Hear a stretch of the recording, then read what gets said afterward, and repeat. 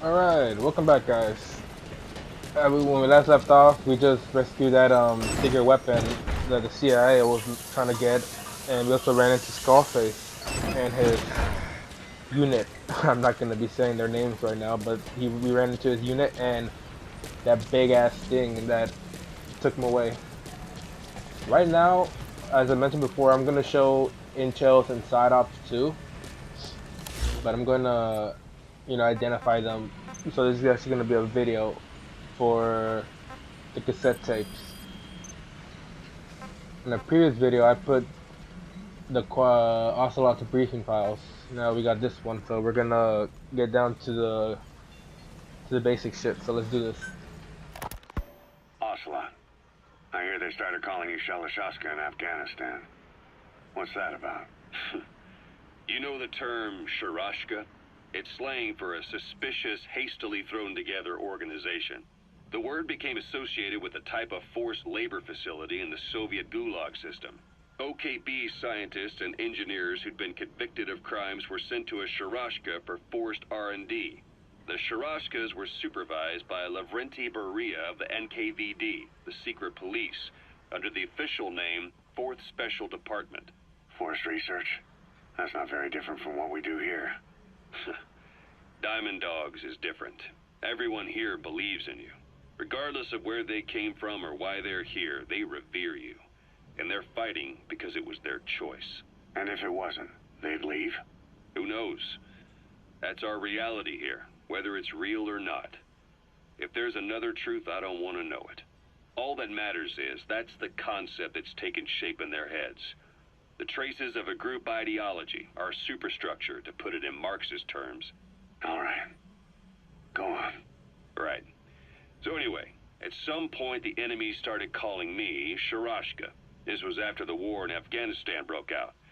While I was keeping an eye on you in that hospital, I was also heading up interrogations here. The men I broke gave up their comrades and families, everything they wanted to protect them most. No real cause for it. I just let myself get caught up in the old Russian pride. And suddenly I received the honor of becoming Special Interrogation Advisor to the forced labor camps. But the more men I interrogated, the more people saw me as just that, the interrogator. It helped cover my real objective of keeping you safe. You went that far for me? Far enough to keep you alive. I ended up being pretty well known among the Afghan guerrillas. Some of them would have seen me on the battlefield, and that's how I got the second half of the name. Shashka. It's a sword, a type of saber from the Caucasus. Russian dragoons and Cossacks carried them into battle. Now, the Russian Empire had a general by the name of Fyodor Arturovich Keller. His bravery earned him the nickname Russia's Greatest Shashka. Someone must have known about that, because somewhere along the line, Shashka got stuck on the end of Sharashka. The guerrillas were using the name amongst themselves, and by the time I got to hearing about it, pronunciation had wound up as Shalashashka. So, half gulag, half hero sword. It was a perfect fit. But you see how rumors and ideas about people can get out of hand fast. Once you create a character and put it out there in public mind, it warps and twists with every baseless rumor. And before you know it, all people see are phantoms. In my case, it works out just fine. I'm plenty used to working under aliases.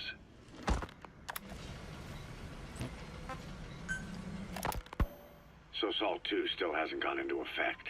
That treaty was drawn up to limit not just the size of the U.S. and Soviet Union's nuclear arsenals, but also their delivery systems. The whole deal. Just when we thought all those years of negotiations had paid off, somebody decides to invade Afghanistan.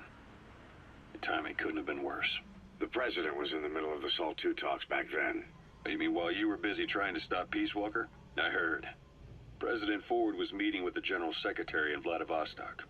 In his absence, the political brass in America detected what they didn't realize was false nuclear launch data from Peace Walker, and were on the verge of ordering a retaliatory nuclear strike. Coleman's big idea? Humans are incapable of destroying themselves. Turns out he never knew what humans are capable of. If that AI, the boss, hadn't found a way to stop the fake data transmission, they probably would have gone ahead with the launch. The Deterrence was revealed as the pipe dream it was. All thanks to you. And her. The U.S.-Soviet talks looked set to fall through. What happened in Nicaragua no doubt helped trigger a change of heart. But in the end... The time's to find the politics.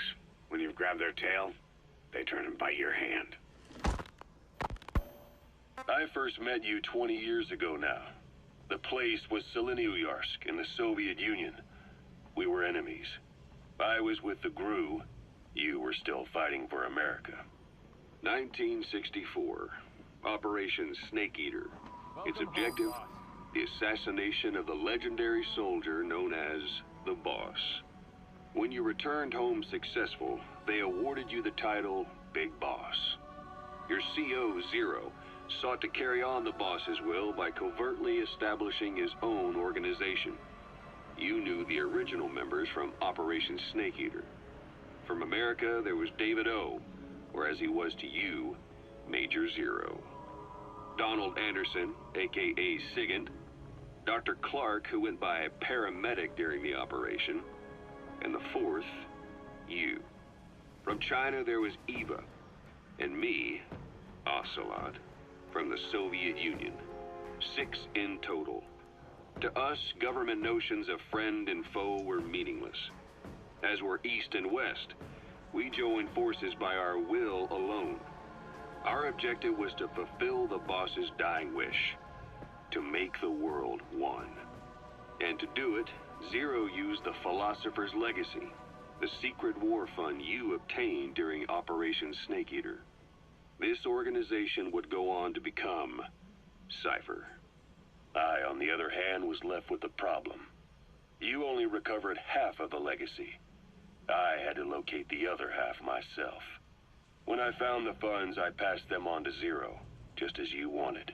I still trusted him in those days. We thought what he was doing was the boss's will, until he started that one project. Les enfants terribles, Zero called it. You parted ways, as did Eva, leaving only Anderson and Clark still with him. I maintained limited contact, although truth be told, we were just keeping tabs on one another. The reason was always you. After you returned to the Army and created Foxhound, you left America. For a time, even I'd lost track of you. I'd imagine Zero did too. You always were the best when it came to hide and seek. Zero created Cypher, an information network to tap into every corner of the globe. Woven together, Cypher's arteries make the world just one big organism. And that's not all. It also monitors the thorn in Zero's side. That's you, tracking your coordinates wherever you might go. The further you strayed from your roots, the larger Zero became. It's as if he was trying to close the gap between you. But before long, he disappeared from public life. Only a few people had direct contact with him. For a time, I was one of them. Then a year after you fell into your coma, he slipped out of sight entirely. Since then, nothing. No photos, no recordings, not even a reliable rumor as to his whereabouts. I tried every method I could think of, but Zero was gone. Freed of his control, his creation, his power continued to grow. Cypher is a great beast, and Zero was its spine. But even without him, it's endured, evolved. But now its body is rotting, riddled with parasites. Parasites like the ones who attacked you 9 years ago in the Caribbean, and then at the hospital. Cypher's Black Ops Unit, XOF. They learned where you were, and came to wipe the slate clean.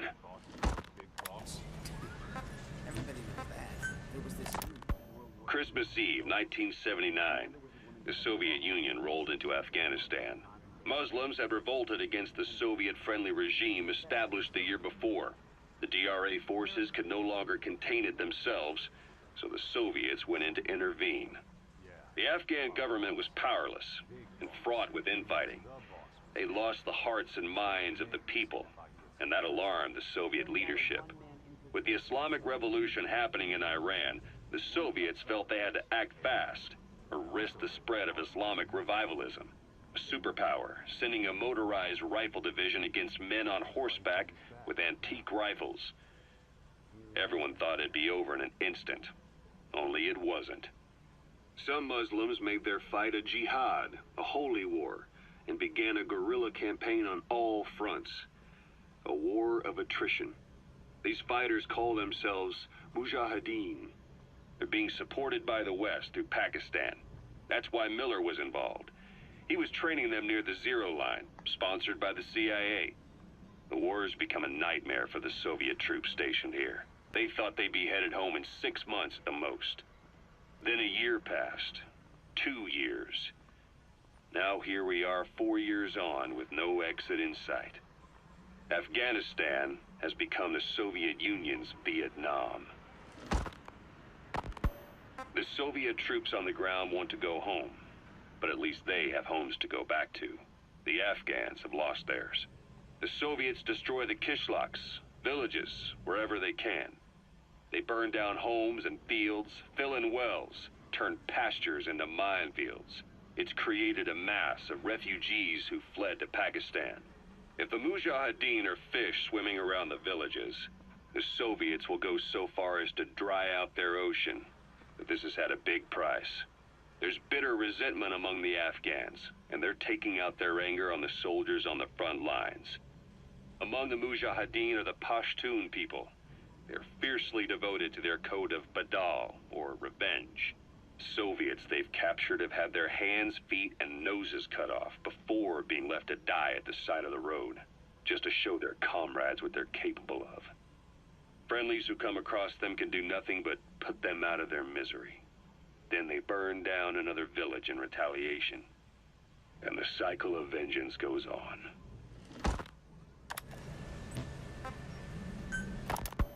This war, the Kremlin never expected to have this much trouble against the Mujahideen. Afghanistan is a tribal society. Tradition demands that its people stand up to any outsiders who set foot on their land.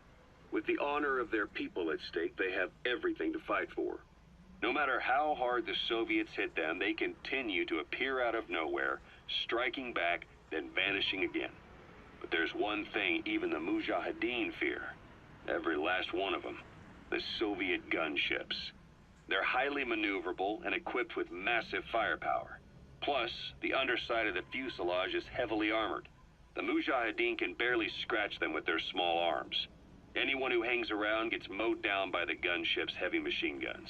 This new honeybee weapon that was given to the Hamid fighters, it's no doubt something to help them strike back against the gunships, which makes it a weapon that could change the course of the war.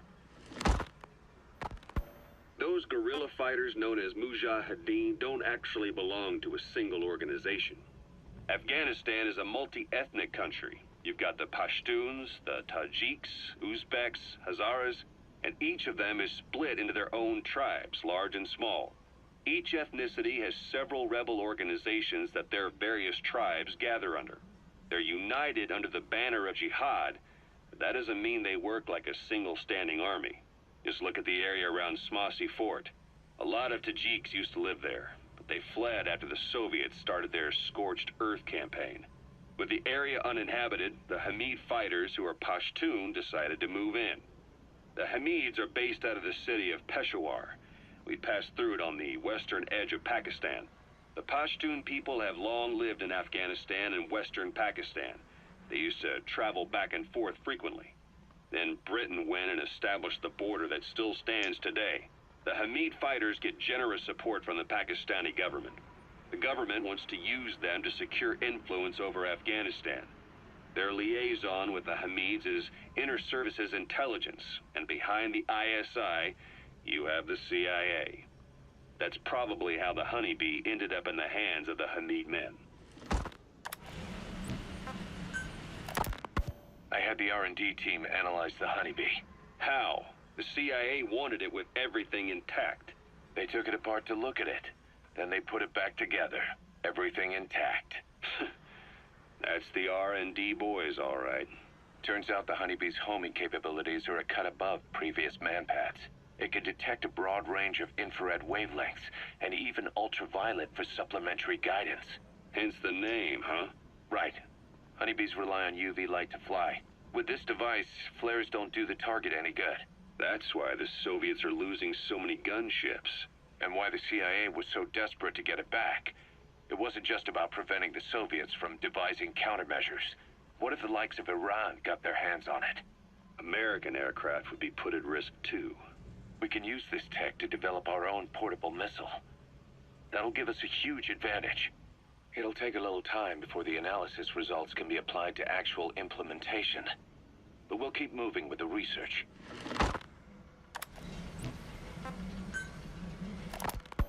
Kaz, what about the unit that attacked us in the mist? You knew something about them. That wasn't my first run-in with them. It happened right before I was captured by the Soviets. We were on the zero line that day, the Afghan side, on our way back from training the Mujahideen at a mountain camp in Kunar province. There's a lot of that work in Afghanistan. Most PFs shy away from it because it draws too much attention. But for us, that was the whole point. The job itself went great. We just had to make it back to a tribal area in Pakistan. But all of a sudden, visibility got real bad. It was no sandstorm. Our point man gave this strange report. He said he could see skulls in the mist. Skulls? The next moment, he went silent. We scrambled into formation, right before his arms and legs came raining down on us. It was always supposed to be a dangerous mission, so I had Diamond Dog's very best with me. We were calling out to each other. But one by one, their voices just went dead. Whatever happened to me, I lost consciousness before I knew it. When I came to, I was in a Soviet camp, tied to an interrogation chair. Could they be some new Spetsnaz unit? No. The ones that interrogated me were just the average rank and file. Whatever group attacked us, the way they moved was just insane. And that mist, appearing out of nowhere. The Soviets don't have tech like that. If they did, Ocelot would have heard about it. I doubt the West does either. Otherwise, the folks at Langley would be sleeping a lot easier. Why'd they come after you? Wish I knew. I'm the only one who survived. Though I don't think they planned it that way. If I was their target, they wouldn't have just handed me over to the 40th Army. Whatever the case, we need to watch our step until we know who they really are. And boss, if you ever do run into them again, don't try to take them on. You just get the hell out of there. When I first started dealing with Zero, with Cypher, it was a somewhat parasitic relationship. Though, a mutually beneficial one. Cypher had no army of their own, so they wanted us. They wanted our strength. They approached me as a potential business partner. But they had other motives. Cypher coaxed us into Central America, into that US-Soviet proxy war, to fuel Mother Base's growth. Once we were big enough, they'd force us to join them. That was the plan. That's why they had Paz, still Zeke. Right. And if we refused, she would use Zeke to fire a nuke from Mother Base. The world would consider us a liability, and countries would unite to destroy us. We stopped the launch. And yet they still took us down. Through that fake inspection they orchestrated to cover up their sabotage. That power Cypher wanted. We don't have it anymore. So why are they still after you? Is it just the fear of leaving you alive? I don't know. Was Zero really... All I know is the man I knew wouldn't want this. What do you mean? We have to consider that it might not be Zero we're dealing with. We know virtually nothing about Cypher anymore. How big they've gotten, what they want, or even who they really are. The new Mother Base started out as a test drilling rig operated by a mineral resources supplier, but their project fell through. The Seychelles government was happy to hand the place over to us. It was just scrap on stilts. So with a few dummy construction companies set up as fronts, we started renovating the half-finished rig. From the outside, it looked like the project was back on rails. Kaz, you... What? I see what you're doing. Recreating the Mother Base we had 9 years ago. Only this time. That's right. The Mother Base Cypher thought they destroyed will return from the grave to kill them. We'll prove to the world that we were the victors. And if we lose again? They can't fool us the same way twice. Now our enemies are in plain sight. And when our organization gets too big, we split it across companies. Any company that draws attention gets liquidated, and its capital is back-channeled into a new company. Most PFs are small-time operations anyway. And in this business, the minnows go bankrupt all the time. We've never aroused suspicion. Plus, we have Hewick. Hewick? Human Exploitation Company. It's a business specializing in intel gathering. Think of it as a civilian intelligence agency. Cause that's... Remember what they were trying to accomplish at the prison facility in Cuba? That gave me the idea. We dispatch moles into conflict zones around the world, and each sets up an intel network on site. Then they stay in place to give us stable points of contact when other nations intervene in the conflicts. Hewick's strength is that it has a cutout at each level. You get your job from one guy, then you hand it off to another. No one has direct access. It's a perfect black box. Hewick members also work their way into the superpowers intelligence agencies to make sure Diamond Dogs gets work. We have those countries by the balls. That's our deterrent when we need it. Networking. In the intelligence community? Sure, that's how we've grown this far. And when you go out on missions, intel from Hewick will be there to back you up. But despite all that, Cypher has its eyes on us. The only reason I'm not dead is that they needed to know where you were. Figured if you woke up, I'd go straight to you. That's why you made that ruckus at the Zero Line. Yeah, to make their own surveillance work against them. I think it took some of the heat off Cyprus. Cause... Then I just had to wait for you to save me. And I've gotten used to waiting. Cause... That's not all. It was a good chance to scout the market. And with the West wanting the Soviets out of Afghanistan, their agencies are bursting at the seams with funding. Boss, let's start by building up our Afghan presence. Why put Mother Base in the Seychelles? We're at the center of the world here. We're all the way out in the Indian Ocean. Come on. Lebanon, Sri Lanka, East Timor, and Africa.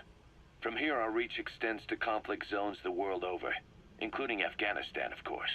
So it's prime real estate for a mercenary. Exactly. Latin America isn't as close as I'd like, but we have Amanda and her people to help in that department. And besides, the Seychelles government owes us a favor. Owes us? The Seychelles has strong ties to the east, which the West wanted to shake up. It came to a head 3 years ago in an attempted coup. It was a force of South African mercenaries with U.S. backing behind the scenes. They were only platoon size, but South Africa is home to some heavy PFs, too much for the Seychelles to handle. In the end, they accepted help from the Tanzanian army and quelled the coup. We set up the deal and handled on-site tactical instruction. That led to some training work for the Seychelles military. And when we put down a mutiny within their forces, well, we made a lot of people happy. They don't pay us. They just let us have a piece of their offshore territory on the promise we'll come running if something else happens. So we're bodyguards, too. It's a good setup. We can only take Mother Base so far here. We'll have to find somewhere else when this place starts getting big. Aren't you being a little hasty? Nothing hasty about it. You're back with us now. So, Kaz, the ship that took us from Cyprus, it used to be a whaler. Yeah, a Japanese vessel. How was the voyage? It was... stimulating. Well, she was part of a whaling fleet up until a few years ago. Her displacement isn't anything to write home about, but she can really move. She still had plenty of life left in her, but then the work dried up. Global opposition to whaling has been mounting for years. Is that right? The push to ban it has been gaining traction for a little over a decade. Individual species came under protection as the years went on. And then 2 years ago, the IWC adopted a moratorium on commercial whaling. Several countries, including Japan, fought it to the bitter end. But eventually, most whaling companies had no choice but to throw in the towel. You ever tried whale snake? Can't say that I have. When I was a kid in Japan, practically everybody ate it. That good, huh? The country was poor in those days, and whale was cheap. International opinions changed since then. In any case, that's why we were able to get a bargain price on the ship. Of course, we did end up spending 5 times the purchase price in modifications. We had to really work to fit in all the ESM and communications gear while keeping the whaler look intact. Right now, she's going around conducting SIGINT missions. In the future, we plan to use her as a communications relay base between you and Mother Base, and also as a chopper resupply vessel. Diamond Dogs. The word diamond originally comes from the Greek adamas. It means indomitable, unyielding. Other words for the stones often mean eternal bond, fortitude, or purity. The same is true of the Star of Bethlehem flowers you laid on the boss's grave. They represent innocence, as well as chastity, yielding to no man while maintaining one's virtue. In other words, staying loyal to something.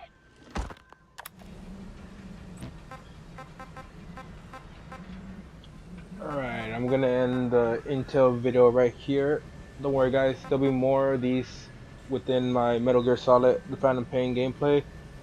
But for now, I just kind of wanted to give a bit more backstory to the game. Until then, take care and I'll see y'all next time.